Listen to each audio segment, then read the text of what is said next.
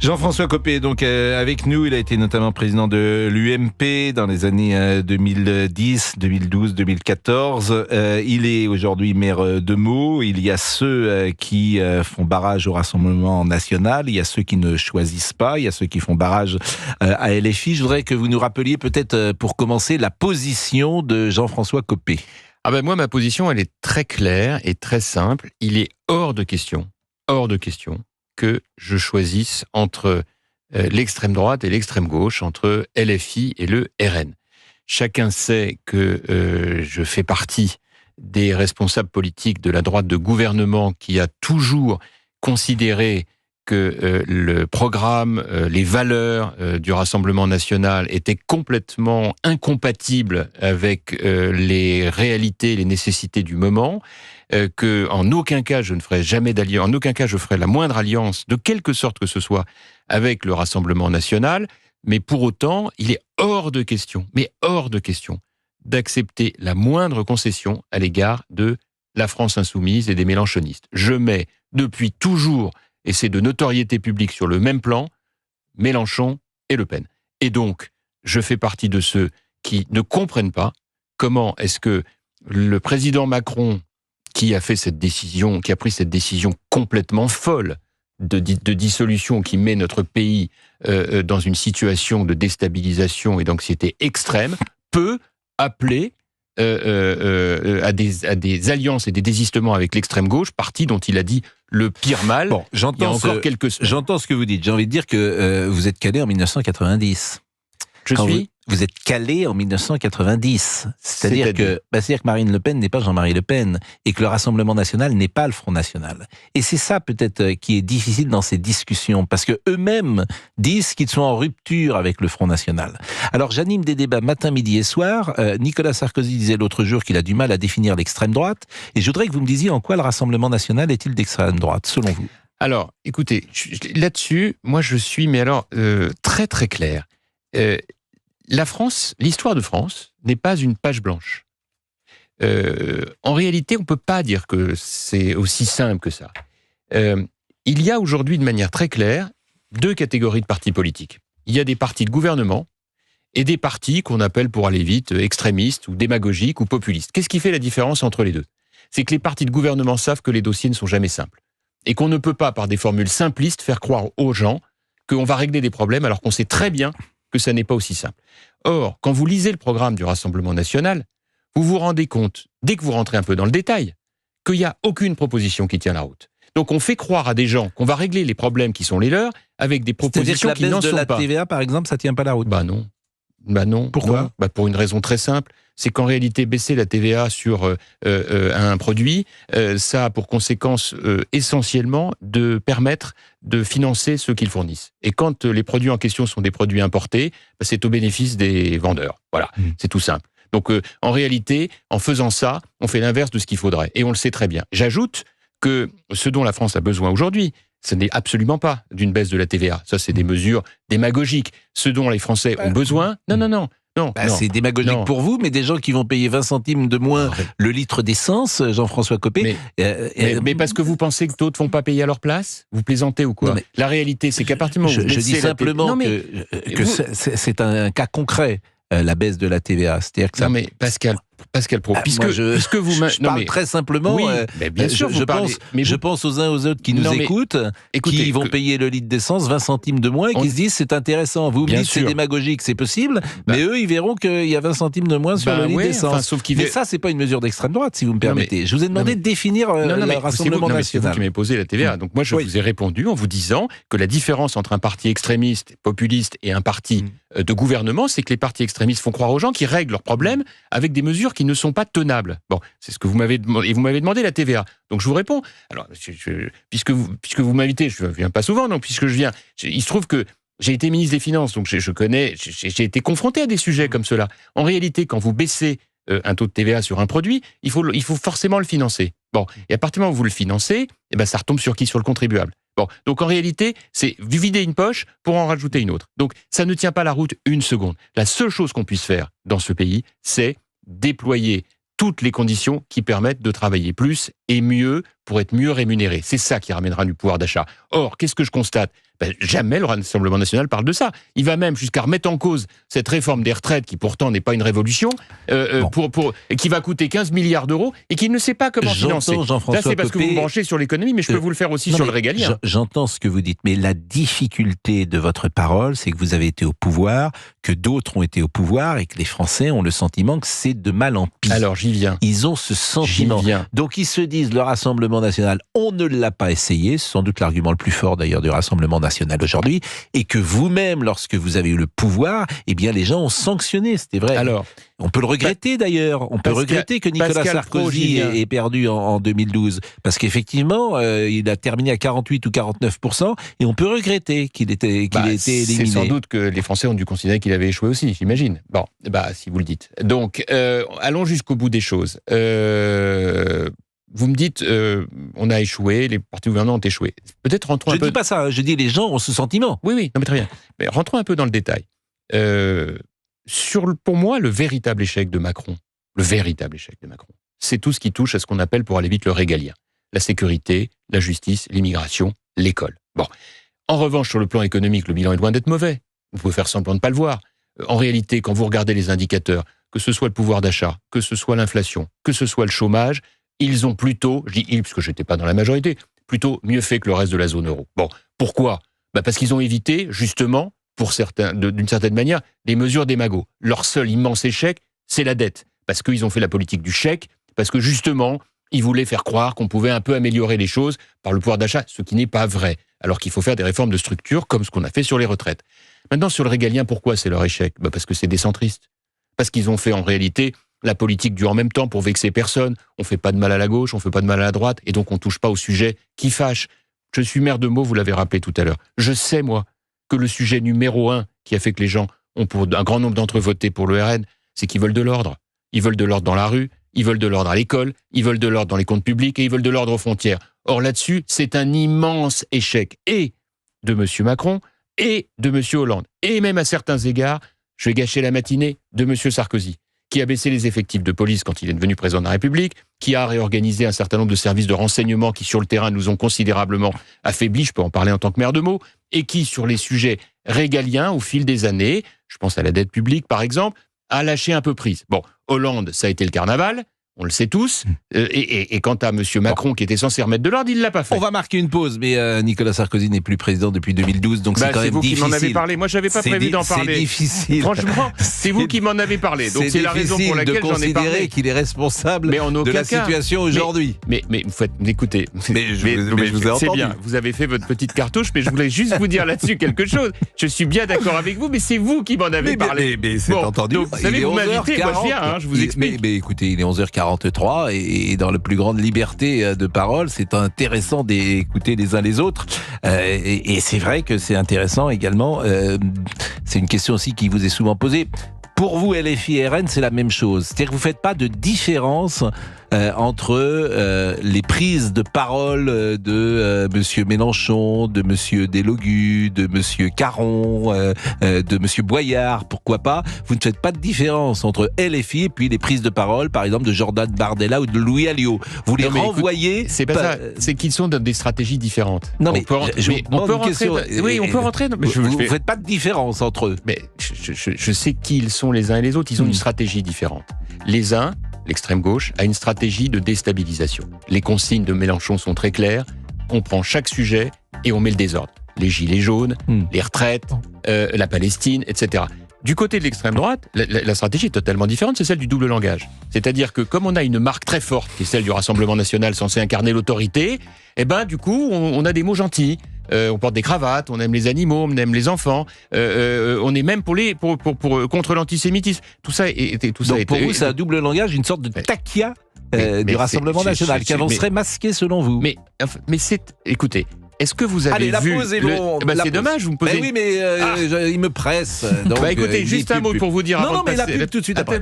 Vous avez le droit, vous pouvez rester. De toute façon, vous pouvez rester jusqu'à 13h. Hein. Vous êtes bien ici.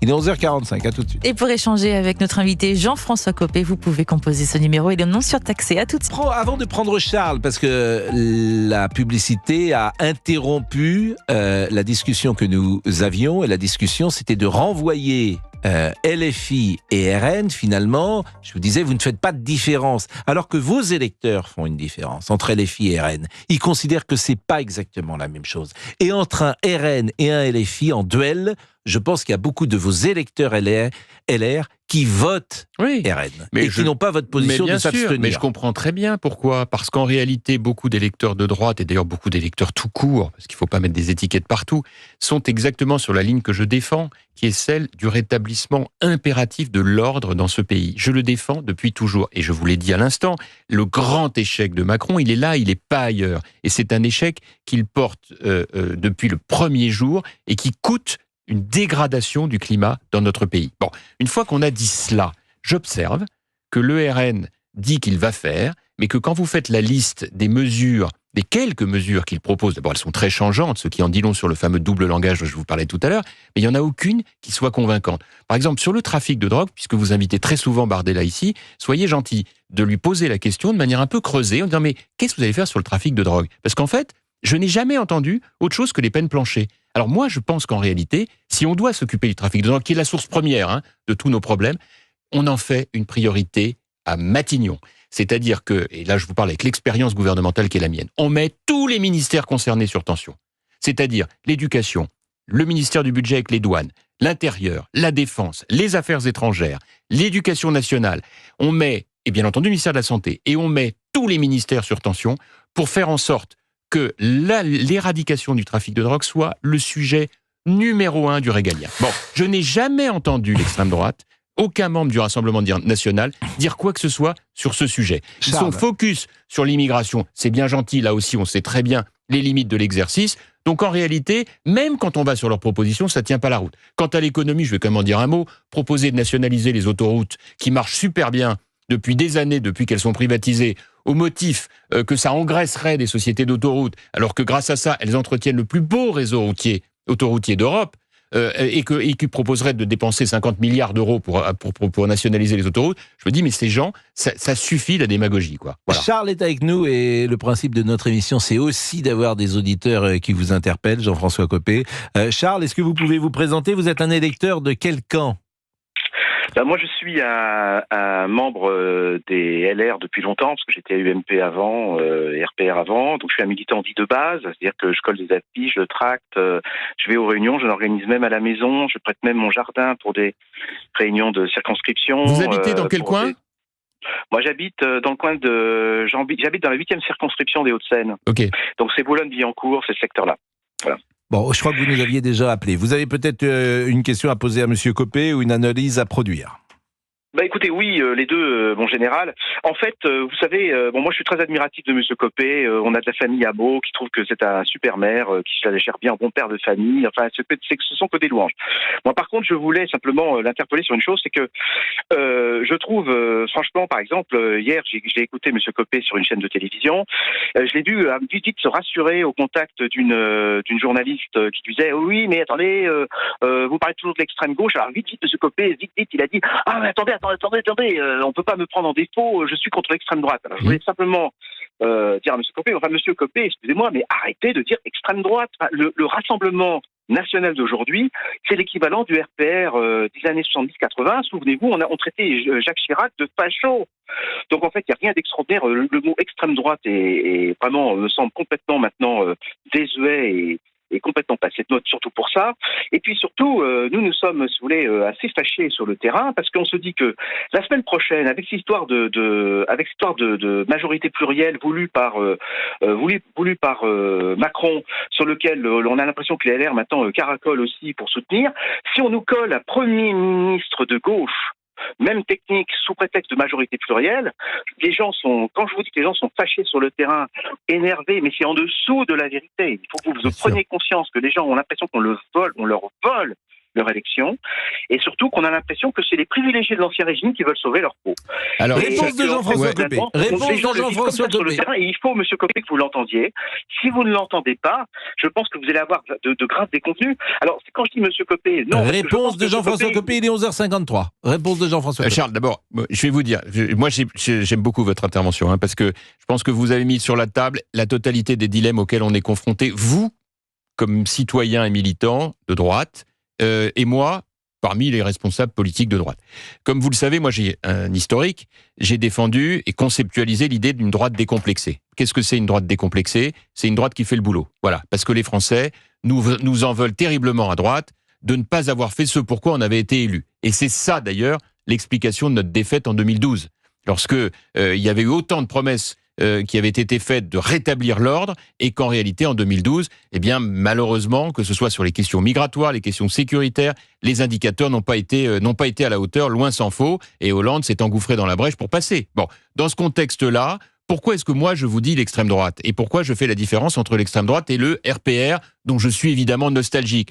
Parce que le RPR, c'était un parti de gouvernement. C'est-à-dire un parti qui n'infligeait pas aux gens des formules toutes faites qui en réalité n'étaient pas applicables. Qu'est-ce que je reproche aujourd'hui au Rassemblement national ? C'est de se présenter au suffrage des Français sans équipe, et tout le monde le dit en privé, cher Pascal Praud, que les candidats qui sont mis dans les circonscriptions, c'est des gens qui ont pour beaucoup d'entre eux aucune expérience, et qu'on voit tous les incidents qu'il y a, je parle même pas de la députée RN chez nous, un mot, que de la même manière, les propositions qu'ils font, dès qu'on leur pose une question et qu'on rentre dans le détail, ça les énerve quand on leur pose la question, parce qu'ils n'ont pas démontré, parce que c'est pas sérieux. Or, ils sont censés être au pouvoir, et on voit bien qu'ils n'ont pas bossé. Bon, et si c'est juste pour dire on va virer les immigrés, et on va lutter contre les délinquants, ben merci, je suis au courant. Et vous vous adressez à quelqu'un de droite, et de droite assumée et décomplexée, et notamment décomplexée vis-à-vis de la gauche, qui nous a pris de haut depuis qu'on est jeune. Bon, donc en réalité, nous, sur ces sujets, j'estime que le problème de la droite, c'est de ne pas avoir fait ce pourquoi elle avait été élue. Et c'est pour ça qu'elle est aussi mal. Et moi, je pense qu'au lendemain de ce désastre électoral, il faudra qu'on reconstruise un grand parti de droite, parce que les Républicains est une étiquette maintenant complètement morte. Il faut repenser un parti de droite de gouvernement, avec des gens réalistes qui racontent pas n'importe quoi. Quand j'entends que le Rassemblement national veut rétablir encore l'ISF, veut nationaliser les autoroutes, je le disais tout à l'heure, veut revenir sur la réforme des retraites, je me dis, mais c'est démentiel. Mais ils ont rien compris. On est dans la démagogie pure. Et c'est ça qui va pas. Sans parler de la baisse de la TVA qui va coûter une fortune et qui, en réalité, ne rentrera jamais dans la poche des gens. Voilà la différence, Charles. Donc, en réalité, c'est ce qui fait que moi, je veux pas entendre parler, discuter avec des gens qui disent des bêtises. Et par ailleurs, je suis désolé de vous le dire, du côté de LFI, moi, j'ai été très, très clair. Jamais je n'accepterai qu'on se désiste pour des gens de LFI qui sont antisémites, qui sont haineux, qui sont agressifs sur le terrain. Donc c'est clair. Voilà, on a perdu cette fois-ci, on l'assume, il faudra qu'on se reconstruise. Monsieur Copé, la gauche, dans les années 70, avait bâti le programme commun de la gauche avec une alliance des gens qui ne pensaient pas forcément la même chose. C'était PC, PS. De la même manière, en Italie, Madame Meloni a réuni l'union des droites. Il n'est pas sot d'imaginer que cette formation de droite puisse travailler avec le Rassemblement national. Mais Pascal, faudrait savoir, vous me dites que vous voulez pas parler d'extrême droite. Bon, alors donc ils sont où ces gens ? S'ils sont pas à l'extrême droite, moi je vois que leur programme l'union des droites. Pourquoi vous récusez l'idée d'union des droites alors que Madame Mélanie, par exemple, le fait ? Mais Pascal, d'abord c'est pas la même histoire. Chaque pays a son histoire. C'est pas le même système institutionnel. Et deuxièmement, ça fait déjà deux choses. Oui, mais j'en rajoute une troisième. J'en rajoute. Écoutez. Il n'y a pas d'avenir dans votre programme de droite. L'électeur de droite, ce que vous feignez de ne pas comprendre, c'est que l'électeur de droite, il dit les LR sont morts, les autres ne pèsent rien. Je n'ai plus le choix que d'aller au Rassemblement national. Je viens de vous donner toutes les raisons des désaccords. Mais vous pouvez quand même bâtir un programme commun. Mais comment voulez-vous ? Ça peut exister un programme commun. Il y a des choses sur lesquelles vous pouvez vous rejoindre. Pourquoi voulez-vous que l'on se fasse un programme commun avec des gens qui ont un programme économique de gauche? Pour les influencer. Mais pour les influencer, mais j'ai d'autres joies dans la vie que d'influencer l'extrême droite. Mais c'est ça, c'est ça une alliance. C'est d'essayer de gagner ensemble, parce qu'autrement, en fait, vous ne gagnez pas dans votre système. Vous êtes tout seul. Les Républicains, ils ne représentent plus rien. Pascal, si c'est... C'est ça que je saisis pas. Pascal, la politique, c'est ça. Le problème avec vous, Oui. C'est que chaque fois qu'on dialogue, en réalité, j'ai devant moi un mur avec un type qui, quoi que je lui dise, n'acceptera jamais d'entrer dans les arguments que je lui propose. Vous avez un système, c'est confortable d'ailleurs de ce point de vue des idéologies, et vous n'acceptez jamais de partager une réflexion avec l'autre. Moi, juste, mais écoutez, vous m'invitez. Ce que vous dites n'est pas vrai, mais je vous laisse d'accord. finir. Écoutez, c'est pas vrai, sauf qu'à chaque fois qu'on dialogue, c'est la même chose. J'ai un mur qui bouge pas d'un millimètre. Remarquez, c'est le principe des murs. Mais honnêtement, pourquoi voulez-vous que on discute d'un programme avec des gens qui sont à l'opposé de ce qu'on pense, par exemple sur le plan économique? Pourquoi ils ne sont pas à l'opposé, je suis désolé de vous le dire. Écoutez, j'étais avec Jordan Bardella, on lui a posé des questions, il ne change rien sur les 5 tranches de fiscalité. Ils sont pas... LFI est à l'opposé. Non mais ne me parlez pas d'LFI, je vous ai dit ce que j'en pensais. Ils ne sont pas à l'opposé, je ne peux pas vous dire autre chose. La baisse de la TVA, nous on ne veut pas de baisse de TVA, c'est ridicule. La réforme des retraites, pour encore en rajouter, on est évidemment contre. C'est 15 milliards d'euros, la petite blague. Bon, ensuite, je vous signale que Ciotti est passé chez eux, donc Ciotti, il est LR, Ciotti. Donc manifestement, il fait une analyse différente de la vôtre. Il est 11h59, restez avec nous. Mais non, il est midi. Non, mais vous m'avez balancé sur Ciotti. Donc sur Ciotti, on va dire les choses très simplement. Il peut y avoir une nature humaine, puisque vous parlez de la nature humaine. Vous en parlez pour nous. Vous pouvez le dire aussi pour eux. Peut-être qu'il s'est dit qu'il aurait un ministère. Restez encore 10 minutes, c'est passionnant parce qu'on est au fond. Oui. Ça vient de basculer, excusez-moi, il est midi. Je suis d'accord avec vous, mais il n'est pas gentil, monsieur Copé, de dire que je suis un mur. Parce que c'est pas vrai du tout, justement. J'essaye. C'est quoi un mur? Non, je vais vous dire mon attitude, qui est toujours la même journalistiquement. Non, Jean-François Copé, même pas du tout. J'essaye de porter à l'antenne les arguments que j'entends et je me fais le porte-parole et parfois même l'avocat du diable à travers les questions. L'avocat du diable, l'expression l'avocat du diable, vous avez bien compris. Donc je dis ce que vos électeurs doivent vous dire dans la rue, en fait. Pas tous. Et je suis d'accord avec vous, pas tous. Mais beaucoup. Et il y en a même qui pensent comme moi et qui sont auditeurs d'Europe 1. Mais nous sommes d'accord. Mais beaucoup. Donc parlez aussi pour eux. Beaucoup doivent, ou certains doivent vous dire, mais pourquoi vous ne faites pas l'union des droites? Parce qu'effectivement, autrement, en fait, les gens de droite, ils veulent gagner. Mais non. Voilà. Non. Mais il est 12h, on est en retard et on continue la discussion après. Appelez Pascal Praud au 01 80 20 39 20. Il nous reste 5 minutes avec Jean-François Copé, qui est le maire de Meaux et qui est la personnalité de droite des Républicains que vous connaissez. Vous étiez entré au RPR en quelle année, Jean-François Copé? En 1989. C'était du temps où les chanteurs avaient de la voix. On parlait donc des passerelles qui puissent exister entre le Rassemblement national et pourquoi pas une formation de droite. Et je vous parlais de l'union des droites qui existe en Italie. Et je vous citais Monsieur Ciotti, qui ne fait pas la même analyse que vous, qui pense qu'effectivement les LR sont morts, tout seuls en tout cas, qu'ils n'auront jamais le pouvoir, et qui imagine un programme commun de la droite et qui imagine de pouvoir travailler effectivement et trouver une négociation et un terrain d'entente. C'est pas votre cas.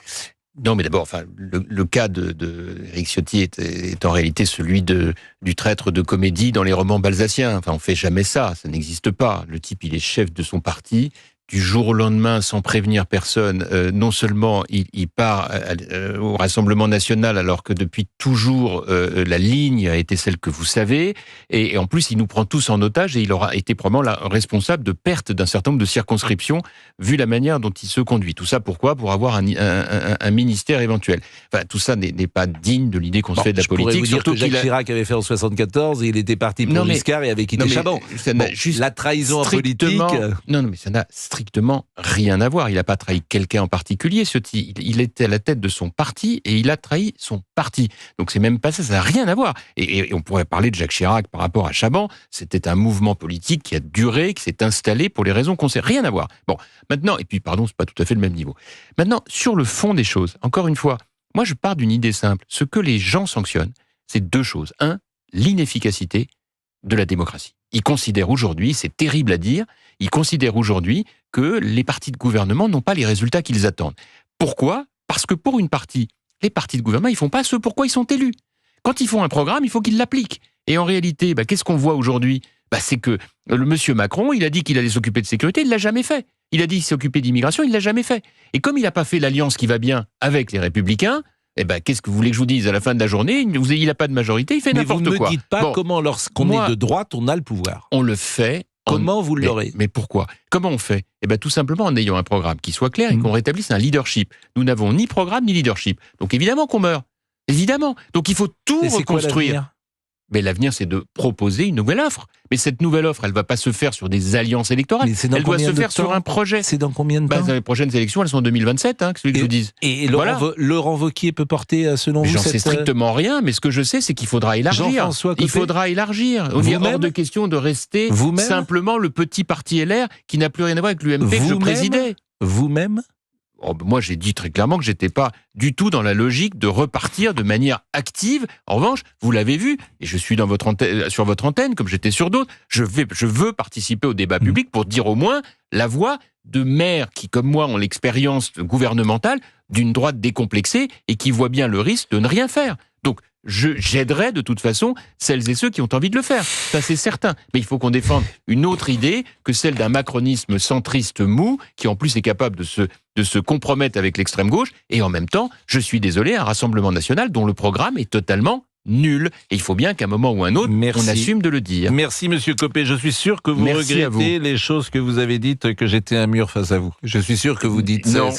C'était pour le plaisir de l'échange. J'en rêvais et je suis content de vous l'avoir dit gentiment, avec le sourire. Surtout que quand je ne suis pas là, il vous arrive de dire sur moi quelques mauvaises amabilités. Qu'est-ce que j'ai dit ? Donc, vous me rapporte que régulièrement, je peux pas vous écouter à chaque fois. Une fois, j'ai fait un papier dans le journal du dimanche. Oui, une fois. Formidable, en disant que vous faites un travail formidable à mots. Mais alors, à la contre-page, je l'ai payé cher parce que le nombre de fois où après vous avez eu des vannes sur moi dans votre antenne, je me suis dit mince alors, je préfère relire le papier du JDD. Monsieur Copé, je ne dis pas ça. Je dis simplement que vos électeurs souhaitent sans doute une union des droites. Laissez-les choisir. On parle trop à leur place. La deuxième chose que je dis, c'est que effectivement, vos électeurs ne pensent pas que la France insoumise, c'est la même chose que le Rassemblement national. Moi, ce que je pense, c'est qu'il est hors de question. Il est hors de question. Mais pour eux, c'est pas la même chose. Il est hors de question de faire une alliance avec l'extrême gauche contre l'extrême droite. Je ne veux ni de l'une ni de l'autre. Voilà ce que je dis, effectivement. Et je dis la troisième chose, que ce que vous dites, on l'entend, mais que l'électeur de droite, il se dit, comme il n'y a pas de chef, il n'y a pas de programme, je vais là où il y a une offre qui peut m'intéresser. Nos aînés à droite, ce que je dis.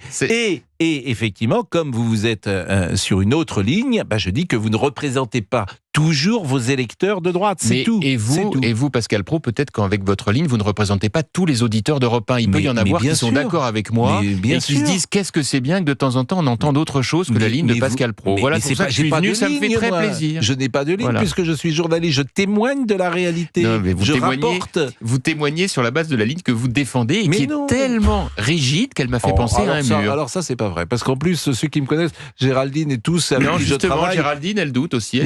Non, ils savent ma très grande souplesse, justement. Mais en tout cas, ça a fait plaisir d'échanger. Et puis les auditeurs, je suis persuadé qu'ils ont adoré. C'est bien que vous n'invitiez pas que Bardella, comme ça me permet de donner une autre version. Vous savez, bonne journée, Pascal Praud, il y a la pub. Monsieur Bardella, il n'est pas venu ici avec nous dans cette émission. Une fois. Il est venu quelques mois, oui. Alors, vous voyez, une fois. Voyez, ça vous a pas marqué, vous en souveniez même pas. Bon, il est 12h12. Merci Jean-François Copé et bravo pour le travail que vous faites à mots. Voilà. Merci. 12h12. La pause. On revient avec Monsieur Chalgoubi.